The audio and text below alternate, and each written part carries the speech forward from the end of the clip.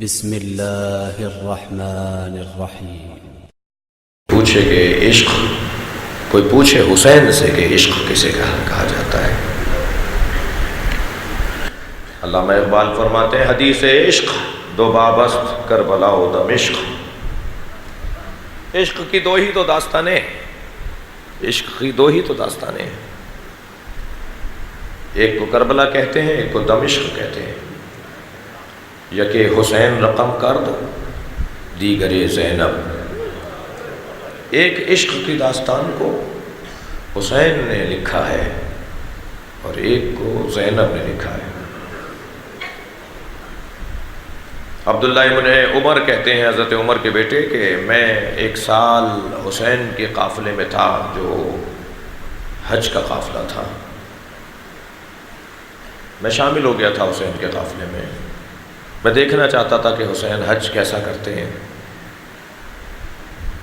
ایک جگہ قیام کیا، مکہ پہنچنے سے پہلے ایک جگہ قیام کیا، خیمے لگے، امام کی سواریاں اتریں رکیں۔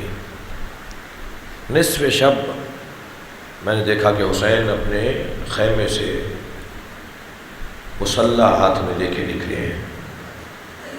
میں بھی ان کے پیچھے پیچھے کچھ فاصلے پہ چلنے لگا کہ جا کہاں رہے ہیں۔ میں نے دیکھا کہ صحرا میں جا کے حسین نے تنہائی میں، اندھیرے میں مصلی بچھا دیا۔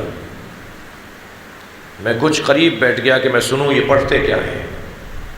تو انہوں نے نماز شب نافلۃ اللیل کو پڑھا، اور جب نافلۃ اللیل حسین نے مکمل کی تو سجدے میں سر رکھ کر یہ ذکر پڑھا: سبوح قدوس ربنا ورب الملائکۃ والروح۔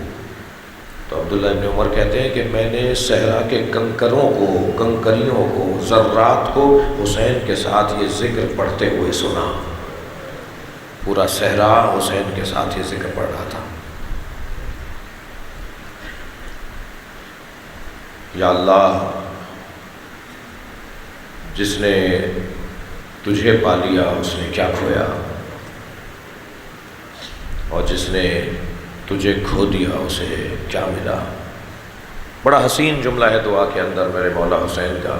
ایک عاشق اپنے معشوق سے بات کر رہا ہے، ارشاد فرما رہے ہیں: جس نے لوگوں کی خاطر تجھے چھوڑ دیا اسے نہ لوگ ملے نہ تو ملا، اور جس نے تیری خاطر لوگوں کو چھوڑ دیا اسے تو بھی ملا، اسے وہ لوگ بھی ملے۔ سب کو چھوڑ کر آ رہے ہیں نا کربلا میں، حتیٰ عزیز و اقارب بھی روک رہے ہیں نا امام حسین کو،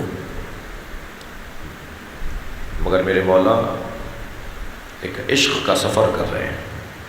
اگر آپ ہمارے لیٹسٹ ویڈیوز کے بارے میں جاننا چاہتے ہیں تو ہمارے چینل کو سبسکرائب کریں اور بیل آئیکن کو پریس کریں۔ شکریہ۔